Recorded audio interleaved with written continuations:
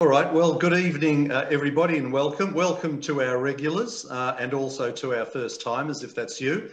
Welcome also to those joining us from Caulfield Shul. Thank you to Robert Wheel for facilitating tonight's guest. And we also need to apologise to Rabbi Krasniansky for dragging anyone away from his very excellent Wednesday night shiur. My name is Alan Friedman. I'm Vice President of the Australian Jewish Association, and I will be the MC for this evening. For those unfamiliar of what we do, the AJA is a grassroots communal organisation, and we're based on Torah values and a centre-right political perspective. We hold these weekly Zoom sessions on most Wednesday nights, and our guests include politicians, commentators, and experts on Israel and the Jewish world, both from Australia and everywhere else around the world. Now, also visible on your screens are David Adler, President of the AJA, as well as our guest for tonight, Rabbi Andrew Shaw, who we will introduce formally in a moment. Tonight's topic is one that should concern us all, and we ask the question, are young Jews giving up on Israel?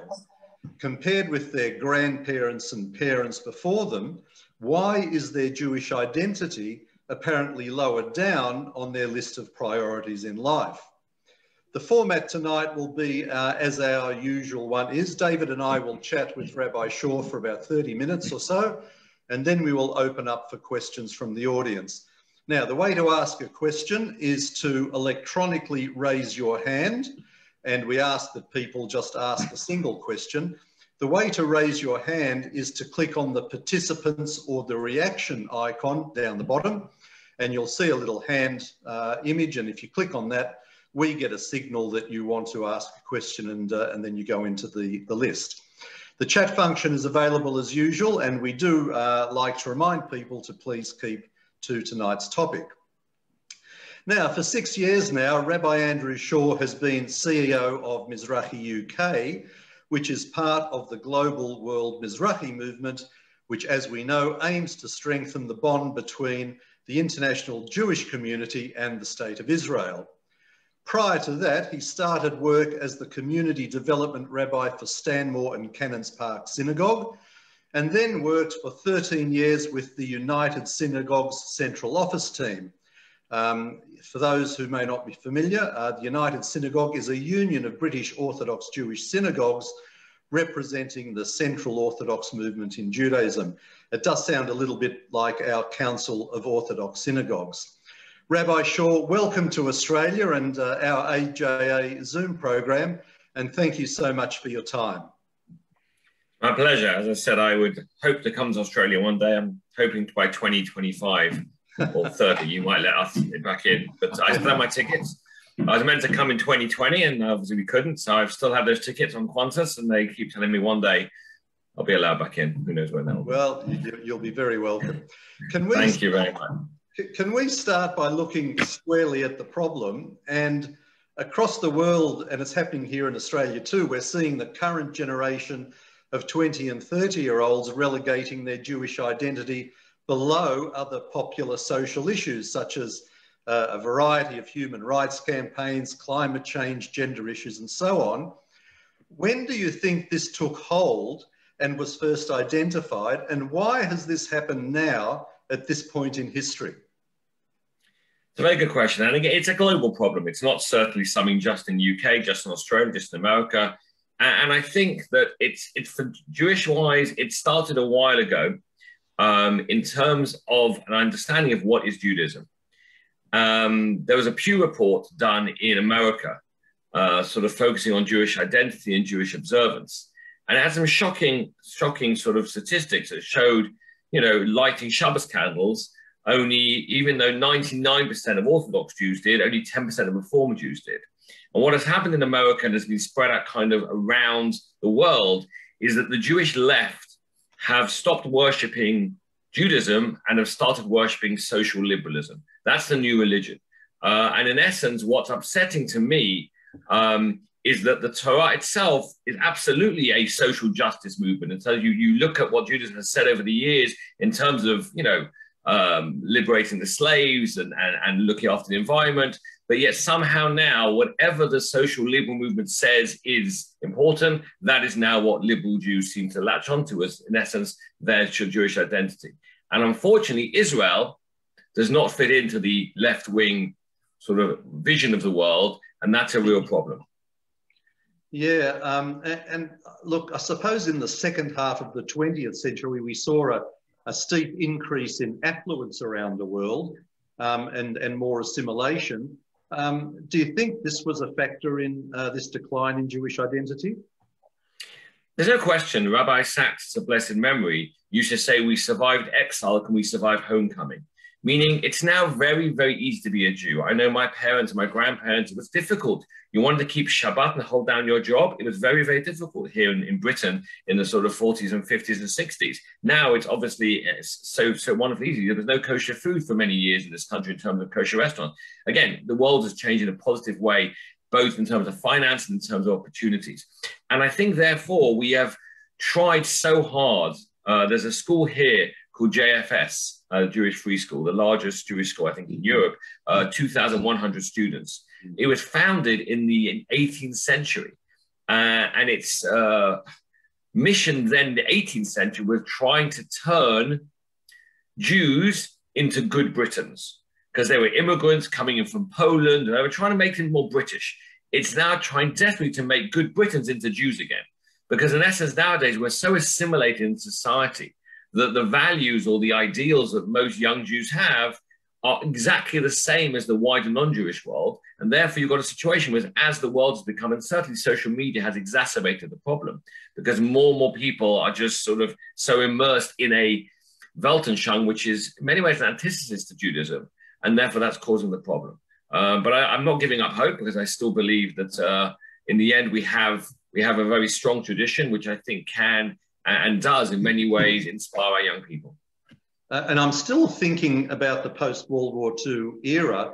And it was a time, I guess, when the modern world opened up to everyone. And in Australia, I think we found this mitigated the Shtetl mentality, because people of my generation, we're really first generation Aussies. Our parents, by and large, came from Europe.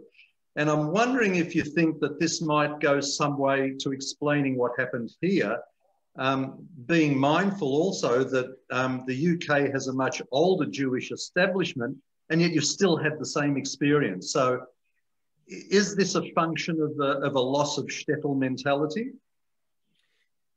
I mean, again, the Jewish world has gone under such a transformation post-Holocaust and post-establishment of the State of Israel.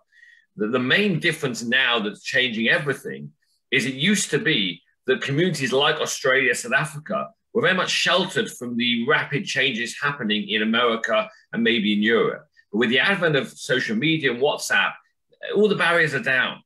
So it used to be certainly the intermarriage rates were much lower in South Africa and Australia, I think because of the nature of being separated from the sort of wider community. But now it's kind of unfortunately leveling up. The Shtetl mentality, I think, in many ways actually is kind of a negative thing to have, because what does the Shtetl mentality tell you? The non-Jews are out to get us. We've got to stay in our little world. I think that's not a good attitude to have. To me, modern Orthodoxy is proud of our identity, but also proud of the world we live in and wants to engage with the world. But of course, it comes with challenges. It comes with risks. But I always like to use the phrase, ships are safe in the harbor. That's not what ships are for. We're meant to be doing things. We're meant to be out there as a Jewish community. And I think the only way we can actually save is the wrong word, but really inspire the wider community is by showing them an orthodoxy that is engaging with the world, that is proudly Zionist, proudly academic, proudly rational, proudly scientific, but also absolutely loyal to Judaism and tradition. Yeah, and I also want to ask you about the education system, and I actually saw a Facebook clip not so long ago, and it showed an American parent speaking to his school council. And he was making the point that they should be teaching the kids arithmetic and spelling and history, and it's the parents' role to teach them about life. And I'm wondering whether our education system has drifted leftwards. I think it has in Australia. I'll be interested to hear what you think about England or the UK. But has our education system drifted leftwards and therefore contributed to this whole melding of or fading of Jewish identity? I mean, again, as I said, I think the issue is a much wider one than just Judaism. I mean, what's happening in America now with critical race theory is absolutely shocking. How teaching has now become a political movement, and it never was. It used to be, as you said, to me, my teachers taught me, you know, maths, history, science. I never even heard anything political in my time when I was from ages 4 to 18. And the fact now you have teachers who are teaching pure sort of, whether it's left-wing ideals, it shouldn't be happening. In terms of Judaism, I think one of the problems we've had here in the UK, and I'm not sure if it's the same in Australia, our Jewish schools have actually caused a bit of a problem for us. And it's not the Jewish schools' fault, but the nature is a lot of the families who send their kids to Jewish schools are not particularly observant or religious. And therefore, the kids who go there, if their only input of Jewish identity is a school, then they think of Yiddishkeit as a subject. And it's not a subject. You can't teach Judaism. You have to live Judaism. Unless you see it in your home, unless you see it in your daily life, it's very unlikely it's going to last for much longer. In fact, they've shown here that the single most important area of Jewish identity is the home you are raised in, far, far more than any education establishment that we may create. And yet, I have colleagues, friends of my age here in Australia who sent their kids to an Orthodox Jewish school, and yet the same thing happens. So it's not a complete barrier to that, is it? But are you saying? No, my kid. I mean, I send my kid to a Jewish school. One goes to a Jewish school, one goes to a private school. But the one who goes to a Jewish school, he learns in his Jewish school about Shabbat. He then sees it every single Friday night and Shabbat day in my house. That's when it works. That's when you've got it's symbiotic. The problem happens when you've got a situation where the parents send their kids to Jewish school because it's cheap. In this country, it's almost free, it's safe, and it's a good education. So they see themselves as just basically going to school, but what they're being taught in school is about Jewish practices and Jewish observances, which they have to live back at home and in shul. But they don't have it at home and they don't go to shul. So it's really causing a bit of a problem. And Mizrachi are trying to find ways to address that here in the community in the UK. Okay, David, I'll hand over to you and you can ask your few questions. Okay, thank you. And thank you, Rabbi Shaw, for joining us. I would like to get a comment on a few concepts. Sure. We can't leave this discussion without getting your comment on the concept of Tikkun Alam and how that has been, what it really is in Judaism and how it is now being applied, particularly in the reform movement and by the political left of Judaism. Correct. Okay.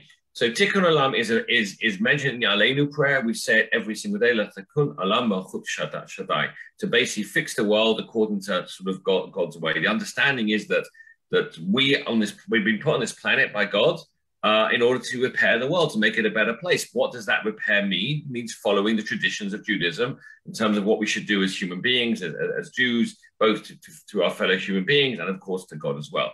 What has happened, and it basically started in the 1960s by a radical thinker to make Tikkun Alam a social justice movement. Mm-hmm. And that's nothing to do with Judaism. I'm not saying, by the way, things in Tikkun Alam, modern version of it that's embraced by the reform movement are not good things. But that's not what being a Jew is. Being a Jew is following Judaism.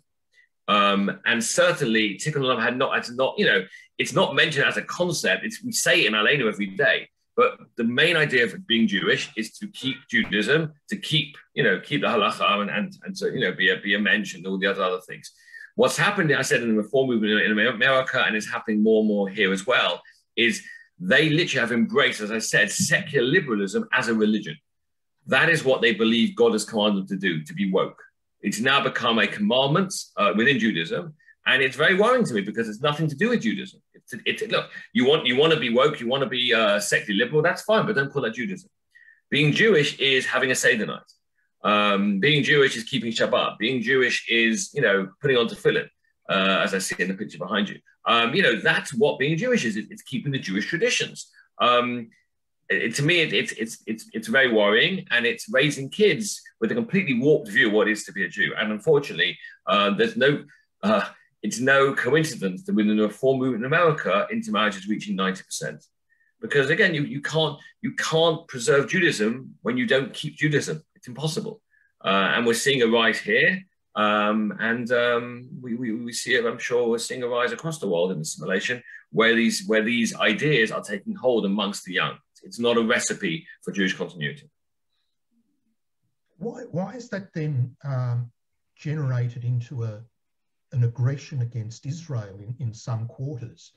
I have this image in my head of the CEO of J Street kissing Mahmoud Abbas when he visited a press conference or something like this. And a guy who pays people who kills Jews is being kissed by the leader of one of the big Jewish organisations. What on earth is going on here? To me, unfortunately, it's very, very simple, and I wish people would just realise this. Okay, Black Lives Matter is a fascinating study in sort of what's going wrong in the world. The phrase Black Lives Matter is undeniable. Of course, Black Lives Matter. I mean, who wouldn't say that unless you're a racist? What Black Lives Matter, the organisation, is a radical Marxist, left-wing, anti-imperialist, anti-Jewish, anti-Semitic, anti-Zionist organisation. Because Marxism, which has now basically become sort of the way that all this left-wing stuff is going, is all about either painting yourself as an oppressor or the oppressed. So basically, anybody who's a person of color or gender or race, you are obviously the oppressed. And who are the oppressor? The single white male. That's basically what it is. The question is, where do we fit in? And pretty much, as it was a wonderful, I think Robert sent me a very passionate speech by a conservative rabbi in America during the recent sort of troubles during Gaza, when he basically said, like, you know, when I, as a left-wing Jew, stood up for the black community, and now when I need you to stand up, where are you? Where have you gone? Because as far as the BLM movement is concerned, we as Jews, we are part of the problem. We are the oppressors, and Israel is the ultimate oppressor. It's oppressing the Palestinian people. Israel is bad, Palestinians are good. It's simply in that the way the class structure works in the Marxist worldview, there's no grays, it's black and white. Israel bad, Palestinians good. Why? Because Israel's the oppressor. And therefore, even if the oppressed send over hundreds and hundreds of rockets to kill and maim the oppressor, that's what the oppressed have to do. They've got to rise up against the class struggle. So that's where it all comes in. And it's, so BLM will never, as far as I'm concerned, Israel is part of the problem. America is part of the problem. What to me is so sad is we have self-hating Jews, self-hating Brits, self-hating Americans. The fact that this week in Cuba, people are carrying American flags to say we want freedom, and yet in America, that flag is being seen by the left as something that's disgraceful. It's like the whole world has turned upside down. I've got communist Cuban people holding the American flag with pride, and left-wing Americans stamping on their flag. It's like the world, and that is what this class system is doing to us, and it's very, very damaging, and it's affecting the Jewish community as well, because unfortunately, the left and Jewish community has bought into this, and it's very, very, very damaging, very worrying, and we have to help. You touched on an interesting phrase, which certainly isn't politically correct, but it's one we're not scared to talk about when you referred to self-hating. So is the Jewish anti-Semitism, is it a real problem? Absolutely. We had a few years ago here, one of the most shocking things I've ever seen, though since then I've seen many more things that have shocked me just as much. We had an event called Kaddish For Hamas. Yes. It was when, if you remember the situation, it was 2 years ago, Hamas got hundreds of thousands of people to come to the border to cut through the barbed wire with knives to try and attack the Israeli villages. So the IDF, understandably, shot people coming through to stop them infiltrating and killing and murdering men, women and children. Okay, 52 operatives died. I think 49 were Islamic Jihad and Hamas. I think 3 were they weren't innocent because they were still trying to break through, but they weren't linked to it. A Jewish group, mainly led by groups such as the Reform and the Liberals, held a vigil in town, in London, where they said Kaddish for these 52 people that died, and compared Gaza to the Warsaw Ghetto and all this horrendous stuff.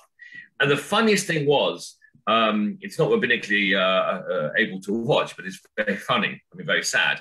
I think like a taxi driver storms in during this with expletives, saying to these people, you Jewish guy, you absolute idiots, don't you know if you were in Gaza now, they would kill you. You'd be the first ones to die. What are you doing? Meaning this guy, who obviously I would say in terms is an uneducated person, knows far more about than these sort of white liberals who are oh, woe is the Palestinians, woe is Gaza, it's terrible. Like, what are you talking about? It's like literally, as Melanie Phillips says, the world's gone upside down. It's people, the average person on the street understands more about world politics than these elitists who kind of think they know what they're talking about. So yes, I think there are self-hating Jews. I think they hate Israel. They seem, and there was something about a few months ago when we had a campaign here in the UK, no to rockets, yes to peace. Okay, please tweet this out, put it on your Instagram. It's very nice. Who's going to argue with that? Which Jewish person is going to say we agree? Whoa, excuse me. There was LJY, LJY, Liberal Jewish Youth, and Na'amod, these other Jewish groups, tweeted no to rockets, no to apartheid, no to segregation, no to airstrikes, no to racism, no to settlements, no to this. Like, what are you doing? Like, you are saying what our enemies are saying. Anyone with a brain knows there's not segregation. No one knows there's not apartheid. Everyone knows, the airstrikes are there to wipe out the Palestinian terrorists. But yet you've got Jewish groups, liberal Jewish youth. These are Zionist youth movements. This is not some fringe element. This is Zionist youth movements of the Jewish community, British community, tweeting this. I think it's appalling. And the problem is these kids, they're not bad kids. They're not evil kids. They've been completely brought in to the whole left-wing sort of, anti-Israel, Jeremy Corbyn, AOC. I'm not sure who the Australians that have the same views, but it's a poison that's seeping through everything, and it's affecting our young Jews. And people are becoming. We've had in the past self-hating Jews, but now we've got whole movements that have become like this, and it's very, very worrying. In Australia, we have the New Israel Fund that has got some traction amongst the youth, and the Greens. Yeah, we have them. The Greens Party is different to in the UK. It's sort of like the Jeremy Corbyn end of the Labor Party here, and we have Jews that are involved in the Greens here, just as you had some Jews, Jewish Voices for Labour, I think it is, that was arguing. Oh my goodness, they were brilliant. Arguing that Corbyn's group was not anti-Semitic. It's sort of like the Quiz for Palestine, isn't it? I mean, yeah, I saw that one. But I mean, going back to the Greens, I think another issue that concerns me as a Jew and as a human being is the three areas of gender, climate, and race, which have been jumped on by the left as absolute extreme causes. The fact is, those three causes, gender, race, and climate, are issues. Of course, there's racism. Of course, we've got to look after our climate. Of course, we've got to make sure that anyone is gender can be protected. But what's happened is the left have taken these three things and weaponized them into massive. We have what's called Extinction Rebellion here. The world's going to end in 12 years. How everybody is transphobic. How everybody is a racist. Like, it's pitting people against each other. The whole methodology is trying to create a civil war in our society, and it's affecting the Jewish community because again, we find ourselves, we are never going to be in favor of those people who are saying these extremist views. The Jews in Israel are always going to be on the other side. But it's very worrying for me that we've got these important issues of race, gender, and climate have been taken over by the left and made into such ridiculous claims. I mean, the fact that they're saying that they just said today, some left-wing body told us in England that England is systematically racist. The whole country, the whole setup of government which is ridiculous. Of course there's racism. Look, I mean, we had a terrible thing that a lot of the players in the England football team were tremendously abused on Twitter, which again, Twitter is basically, I think, is where all the nasty people in the world gather together to be vile about the world. I don't judge my life on Twitter. I judge my life on the people I associate with and the books I read and the people I speak to. But the fact is, just because Twitter is racist doesn't mean the whole country is racist. It really is, there are crazy people, and it's just very, very worrying.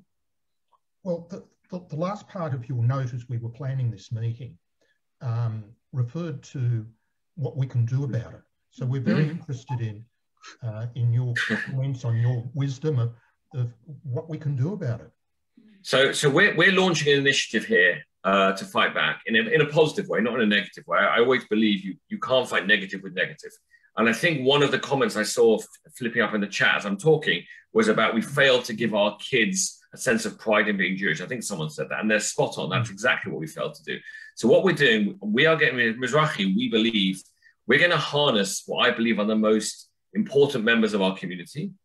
What is that? These are the students who are modern Orthodox religious Zionist students, your B'nai Akiva type students, who in essence still have two very important strengths. They are part of the modern world. They are going to go to university. They're going to be part of the modern world, but they have a very staunch love of Israel and love of Judaism and probably observant Judaism. So to us, that's a great role model. And what we're doing is we are working with our primary schools. We have in England a situation of primary and secondary. Primary goes up to 5th grade and then secondary to 12th grade. So we are basically giving to our 5th grade students, groups of 15, a madrich and madricha from year 12 or from 11th grade to kind of be a role model, get to know them, work with them. Because I believe the most important thing we can give to our kids is role models. We can show our young people role models who they can look up to, they can learn from. Because the problem is that in the world today, the role models the world gives us, they're not role models. You know, Meghan and Harry, they're not role models as far as I'm concerned. You know, AOC is not a role model. Okay, these sports stars that lecture me on politics, they're not role models. Okay, I need my kids. And unfortunately, a lot of the teachers in schools today are not role models in certain schools. So I think we need to provide our young people, our kids, Jewish kids, with role models they can relate to and be inspired by. So really, we're starting this because we think there needs to be something done. And we feel it's peer-on-peer leadership, to me, is the best way to go. That's almost a sort of a mentoring. Yeah, exactly. Yeah. There's a mentoring across the whole, but again, across the whole country with all the kids in the primary schools matching up with the secondary schools. And we're working with, again, everyone's on board because I think everyone in the Jewish community realizes there's a problem. And we're just trying to work together to find a solution. I wouldn't say the solution, but find a solution. I'm very conscious that we have a commitment to run to time. We've reached the halfway point, Alan, so if you'd like to invite questions, we can move to that. All right. Now, so Terry, we've got you in pole position. So just a reminder, people, if you want to ask a question, now's the time to indicate by electronically raising your hand. So Terry, we'll start with you. If you can unmute yourself and ask your question, please. Hi, it's actually Sue sitting here. I have to give way to the boss. Thank you, Rabbi. I'm a former congregant of Stanmore for 2 years, many years ago. How does the British Board of Deputies stand in your view? Look, I think it's a difficult one because, you know, these institutions that are trying to be cross-communal, they try so hard not to offend. I'll give you a quote. I once gave a talk when some of the Board of Deputies was there, and she afterwards took me up on it. What happened was I was explaining kind of part of this talk, what's happening in the Jewish world. And I quoted this, I said that we've got a real issue in America, that the level of your Jewish observance is directly proportional to the level of love for Israel, meaning the Orthodox community is very strong in support, the Reform community is very weak in support. And I quoted that thing I said before about only 10% of Reform Jews light Shabbos candles. And she said to me, you can't say that, it's offensive. I said to her, but it's a statistic. You can't be offended by a statistic. But as far as they're concerned, everything today is about don't offend, don't offend. So the board finds itself in an enviable position to keep everybody happy. And the problem is with these organizations, you try and keep everybody happy, nobody is happy. And we've just got to be honest and say, I agree to disagree. I've always found it very difficult when people say, I want to say loudly and proudly, I love all Jews. I think Reform Judaism is wrong and is damaging to our community. I have a right to say that. And I've had many people in the Reform movement who we've debated and discussed, and they're my good friends. And I say, I think you're 100% wrong, but I respect your right to be wrong. And I expect and that's the same. And I think we've got to get straight. I think someone just said, again, about a frank discussion. We shouldn't feel bad about saying things that may upset people. you know, if our Jewish schools aren't working, I'm going to say, if this isn't what I'm going to say, but I'm going to say respectfully, and certainly when it comes to the Jewish community as a family, we got boigas, let's sort it out. But I think the Board of Deputies sometimes, you know, is trying, the cancel culture is strong at the moment in this country, and they're scared to take anything that may get them cancelled. So they're kowtowing mainly to the left, and it's a problem. But, you know, Mizrachi is independent. I can say what I like when I like, and that's why I haven't been cancelled. So I guess that's okay. Well, the cancel culture is strong everywhere, isn't it? That's part of the problem. Correct. Okay, I've got Andy. Andy's in Israel, but she doesn't speak with an Israeli accent, as you will soon hear. So, Andy, please unmute yourself and ask your question. Thank you. Yes, I live in Israel. I'm an American, but I'm very familiar with England. Okay. My question is, the worldisraelnews.com today did a study. Anti-Semitic TikTok hate is up by 912%. And to me, I feel we are the victims. And I want to ask you another question. I plan to go to America for a month in November, and I plan to wear an Israeli emblem wherever I go. My children are afraid that I will be beaten up. Your thoughts? I don't think I think we've got the problem is, I don't think there's any more anti-Semites today than there ever were. The difference is they've got a voice.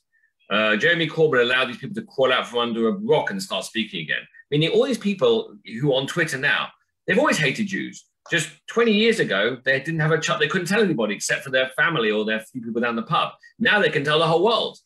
TikTok and Twitter, all these Instagram are full of idiots, violent, horrible, nasty pieces of work who spew their hatred all and sundry. Of course, most of the hatred is towards us, it's true. And what's interesting for me is when they spew hate towards the black community, everyone jumps up and says it's terrible, which it is. But when they spew it to us, no one seems to care. But, you know, because we're different, fine.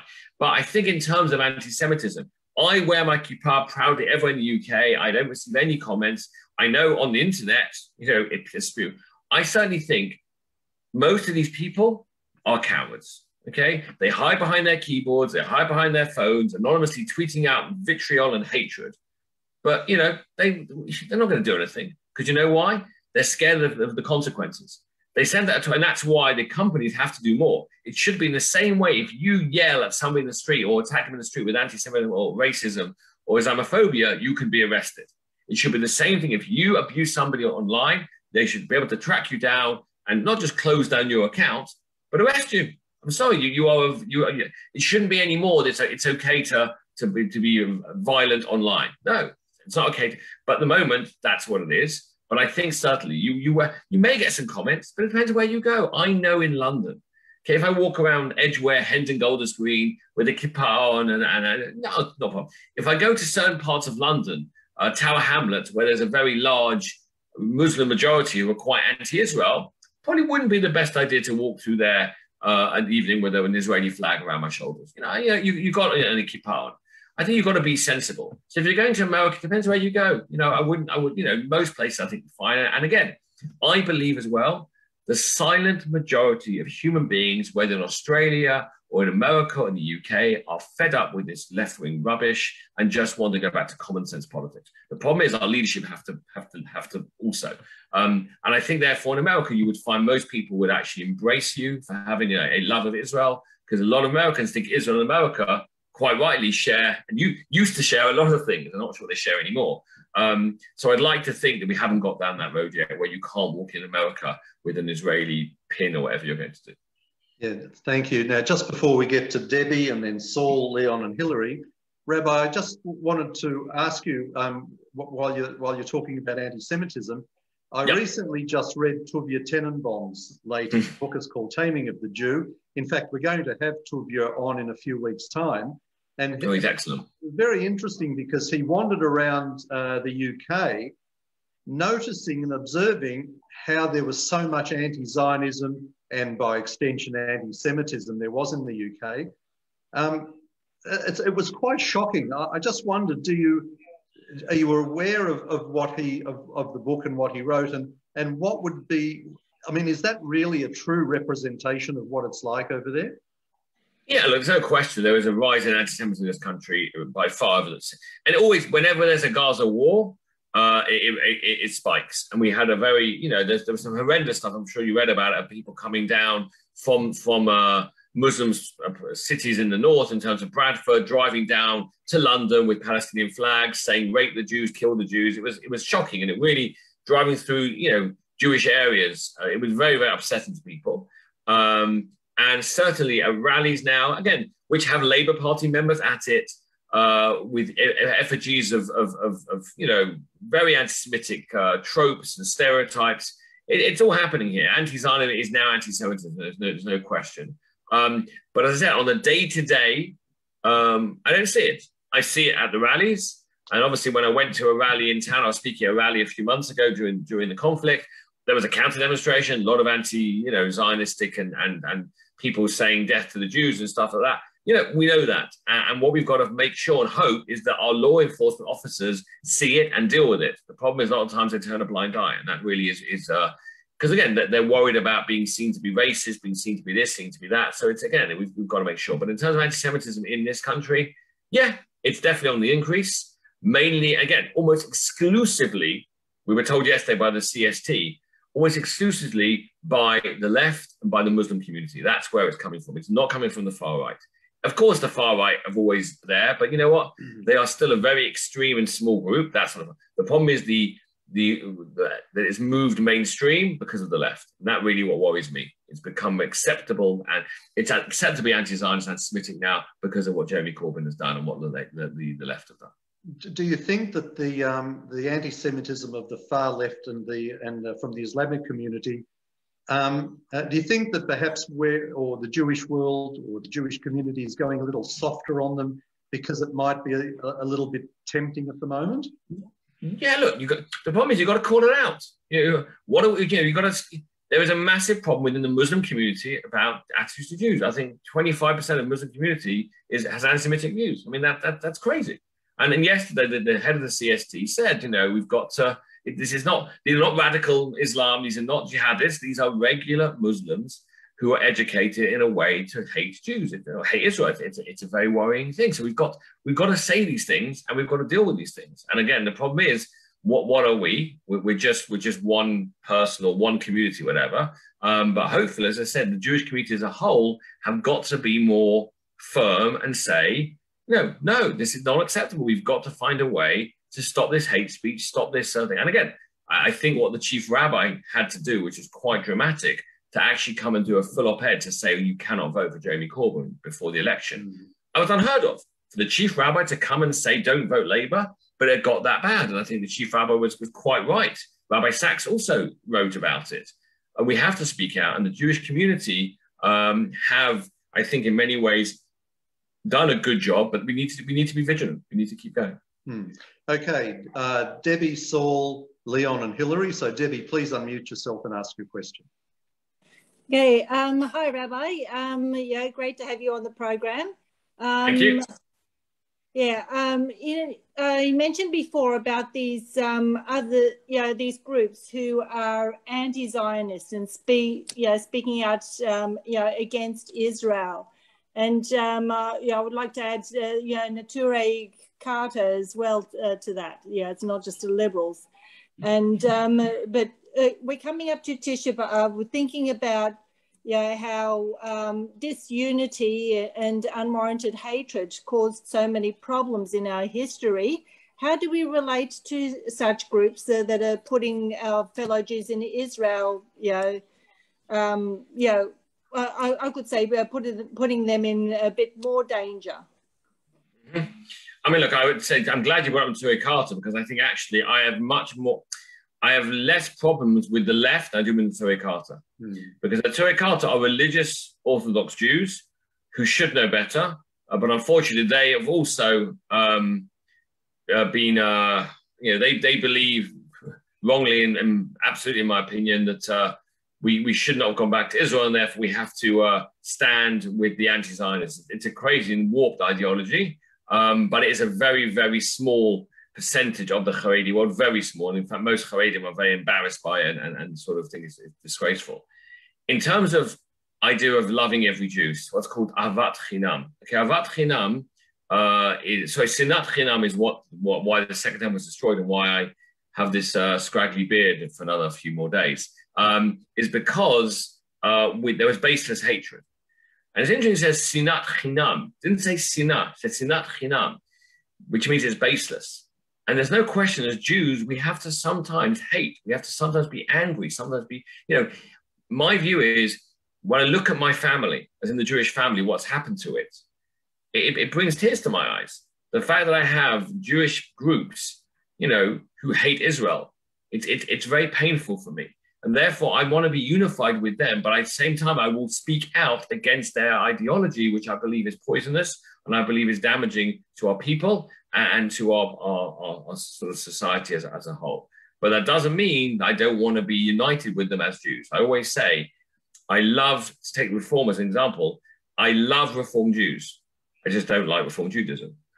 And there is a separation. There is a separation because in essence, I love every Jew. Every Jew is part of our people. It's part of my family. But there are certain Jews I vehemently disagree with how they act, what they believe, what they speak, and I will argue and debate with them because that's what I believe I need to do. Thank you. Saul, your turn. Please unmute yourself. Thank you very much indeed. Could I ask you, please, do you think it is possible also this idea of the madrichim helping the younger children? I think you're going to have to look long and hard to find enough to do it. Is it possible, do you think, to find people like that outside of religious groups? Or does religion have to play a major part? Can you be pro those who believe in religion, pro-Israel, without being religious yourself? And also, are there any lessons that can be learned from Israeli youth themselves before they go into the army, shall we say? Let's start with the second point first, because I think it's an important point. Israel has a problem because a lot of its youth, again, have a very limited connection to Judaism. That's because, unfortunately, the state, religion and the state have been very badly treated over the years. And therefore, what they're trying to do there, they've got a program called Masa Yisraeli, which is what kind of got my brain thinking about what I want to do in the UK, where they take kids, Israeli kids, secular kids or regular kids, when they enter 16, 17, a year before they go to the army, and they have a week-long program with religious Zionist youth, as in students who are religious Zionist, because in essence, what those students have is a knowledge about Judaism and also a love of Israel. And therefore, the secular youth can relate to them because they know, A, they went into the army, and B, they know also that they are modern and are going to university. So that creates a relatability factor. So go back to your first question. Can I find them? I believe I can, because thankfully the plague of kind of anti-Zionism and woke mentality is infecting a lot of our youth, but it hasn't yet reached the Bnei Akiva and the religious youth. So they are still untouched by it, and they're the ones I can use to be the role models. Is there enough of them? I'll find out. And I hope there are. And the idea is that we're getting to them when they're in 11th grade, training them and making sure, and my belief as well is you want to keep somebody strong in their Judaism and Zionism, make them into a leader. Part of the problem of Jewish education around the world is we've changed from what used to be a grassroots kind of from the ground up to very much a top down. And I don't believe that works because it doesn't create leaders. And Rabbi Sachs used to always say it's about creating leaders because, one good leader can create 100 followers. But one amazing leader can create 100 leaders who will create 10,000 people. So to me, it's all about creating leaders. And I do think that pretty much it's being shown that the only way that you can remain sort of traditional Zionistic is if you have an Orthodox upbringing and Orthodox ideology. It's the statistics in America, statistics are simply this. The intermarriage rates amongst Orthodoxy in America is 1%. Non-Orthodoxy is close to 80%. It's literally a Noah's Ark of Orthodoxy in a sea of assimilation. And Britain, Australia, South Africa, who are blessed with a traditional community, we've actually got it better because we've still got the kids in the system. The challenge in the next 10 to 20 years is, can we keep them in the system? And that's going to be our challenge. Yes, but Rabbi, one thing we often hear from the kids, and these are kids that come from Orthodox homes, is, quote, "I express my Judaism differently to you." And that's going to be a problem. I mean, I'm all for you trying. I'm just not sure how you're going to get these kids that have come out of Orthodox homes but have been so absorbed in the modern woke world that they've just decided to drift away from their Judaism. So again, it depends on gradations. Obviously, the kids I'm starting with, the fifth grade kids, they haven't yet started that journey. So we want to get to them before they get infected. You know what I mean? Before they grow up in a world where they just lap it all up. The year 12 or 11th grade leaders, they how much stronger they've gone through B'nai Akiva or Ezra or Sinai, other religious youth movements we have. They're heading off to Yeshiva and Sem. They are golden kids. I mean, and by the way, there's not many of them. We're talking about Anglo Jewry it's slightly bigger than Australian Jewry, but within the mainstream Jewry, it's about 2,000 kids per year group are the mainstream kids. I think in Australia it's maybe a bit smaller than that. Of those 2,000 kids, only about 100, 150 are religious. The other 1,900 are sort of from traditional down to secular. So therefore, what we're trying to do is use that small sliver of 150 kids to inspire the whole group. But there's not many of them, and that's the ones but we believe if we don't invest in them as leaders, there'll be even less of them. So we've got to protect them, what we've got, and use them to be leaders. It's quite a simple idea, but we hope it will work. Well, good luck with that. Leon, your turn. Please unmute yourself, and then it's Hillary. Oh, yes. Good evening, Rabbi. Can you hear me? I can indeed. Yes. Now, regarding the issue of the alienation of younger Jews from their Jewish identity, to what degree do you think that a major cause of that phenomenon is that they live in exile in the Golah with all its counter-attractions, and that really a major part of the solution to the problem is Aliyah? Because if you live in Israel, even if you are not observant or strictly observant, nevertheless, your identity as a Jew is preserved by the very fact of your living there. So maybe encouraging more Aliyah is the way to go. No question, Aliyah is the way to go. I mean, I head up Mizrachi. Mizrachi believes very much that Israel is where we should be, but we've got to be realistic.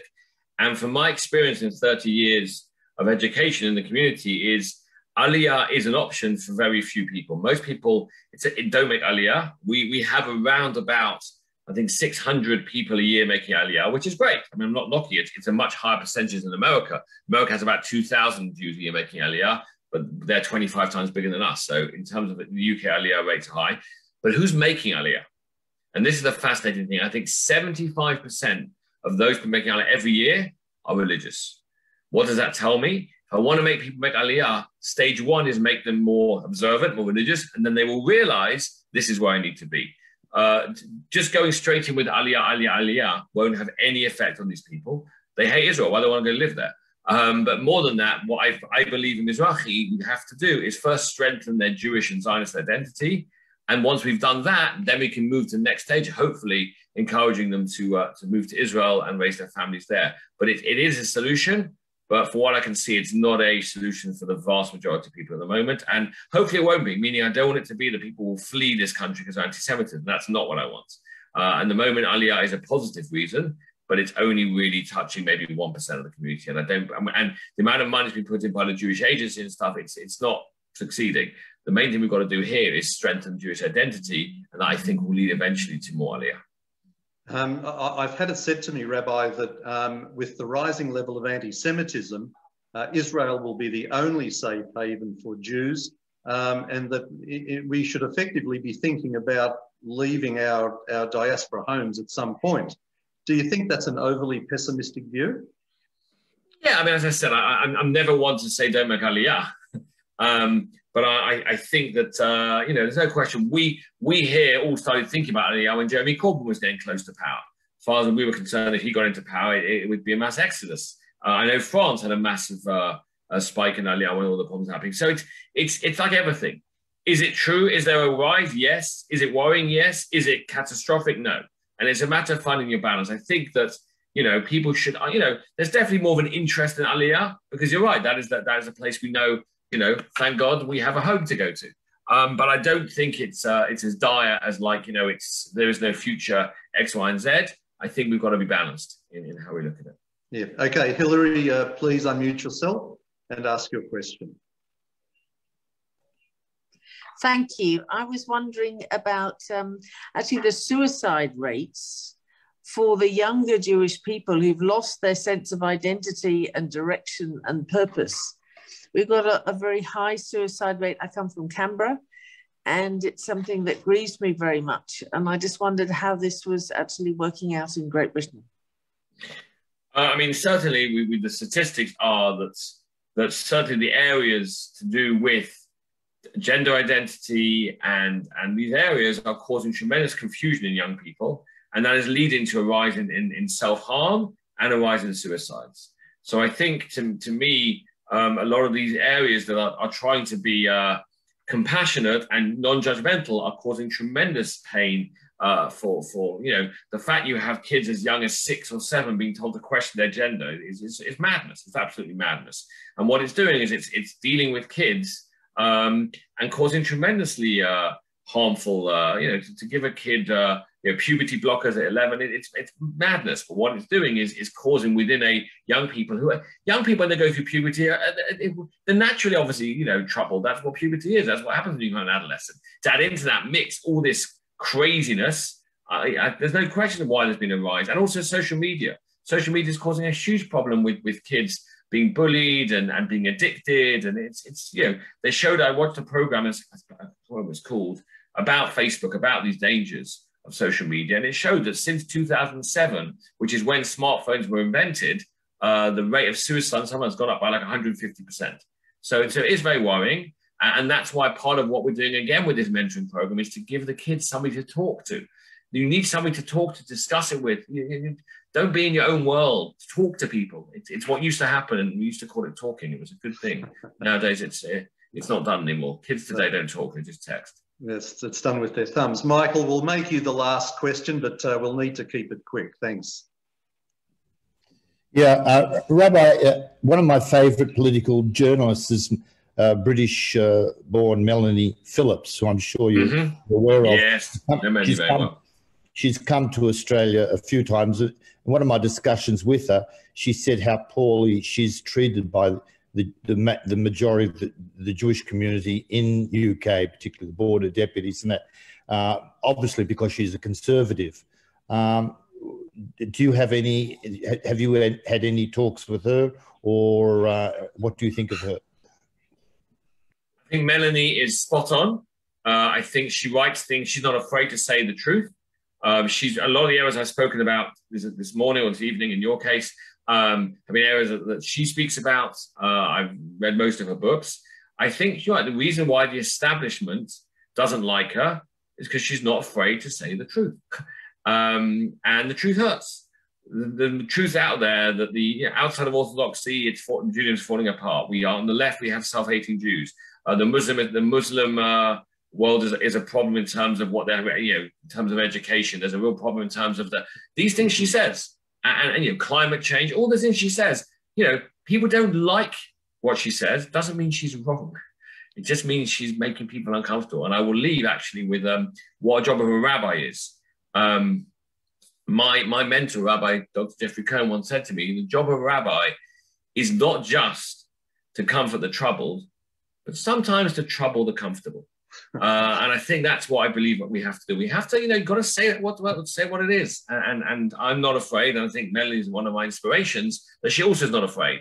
And why people don't like her, I think she's saying things that they actually know, but are afraid to admit.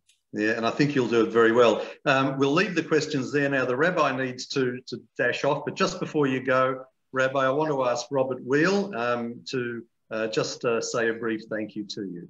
Okay, I'll be very brief. I'm sure everybody here who was on the Zoom tonight would agree that it was a most wonderful and incisive and articulate presentation. Only one thing could have been better, and that would be if Rabbi Shaw was here in person, and that almost took place. Corfield Shul is to be our scholar in residence. Was it 2 years ago now, a year and a half? Yeah, no, 20 years ago. Yeah, exactly a year ago. Exactly a year ago this week. And the invitation is still there, and the place is still there. So, God willing, and government willing, and so on, we'll have you there very soon. So I think that's the same thing nowadays with most people. God willing and government willing. It's the problem. So, on behalf of everybody, I'd like to thank you for making yourself available. I'd like to thank also David Adler and the AJA, a fantastic organisation. Also for allowing Corfield Shul to participate tonight as well. And we look forward to see you in Australia very soon. Thanks, Robert. Thank you. Thank you, Rabbi Shaw. Now, we'll just wrap up with a little bit of housekeeping. If you need to go, please do so. And again, my plan is hopefully, if me and Robert, hopefully next summer, as in summer 2022, I will be joining you if I'm allowed to come to Australia. So hopefully I'll see some of you then. Well, we still allow the convicts here, so I think probably. Okay, yeah, of course. And good luck in the Ashes, not. Bye-bye. Okay, thanks. David, I'll just hand back to you and you can do your little wrap up. Just before you do that, for people that may not be aware, on 3ZZZ, immediately following this program, on 3ZZZ, there's the L'chaim program with Morris Klein. It's an entertaining hour of Jewish radio. Now it's 92.3 FM, or you can listen online 3ZZZ.com.au. But David, over to you to say a few closing words. Okay, well, the main thing is just to show people what's happening next week, and we have the wonderful Avi Abelo, the executive director of 12 Tribe Films and Pulse of Israel, who will be joining us. One of the most articulate and perceptive commentators on political and social issues in Israel. And there's been a lot of turbulent issues over there, so we will get an up-to-date briefing on what's happening in Israel, the new government. I'm not sure we can really call it a unity government, but that's what it's called. The friction that we've seen with the Arabs, the impact of the Biden-Harris administration, and some other issues. And finally, just before we go, if anyone here has not yet joined our email list, just pop over to the website jewishassociation.org.au and you can subscribe to get the AJA information and invitations. Like and follow the AJA Facebook page for our up-to-date news and views on a whole variety of things. And of course, we need support, so please consider joining as a member and making a contribution, which you can also do at the website. So thank you very much. Okay, thanks, David. Okay, thanks, everybody. Thanks to Robert again and to the Corfield Shul people. Now, you know, we do this every week. You are welcome to come back and we'd love to see you. So to all our regulars and our first-timers, thank you for joining us, and we look forward to seeing you again next week. But for now, it's good night to you all. Bye for now.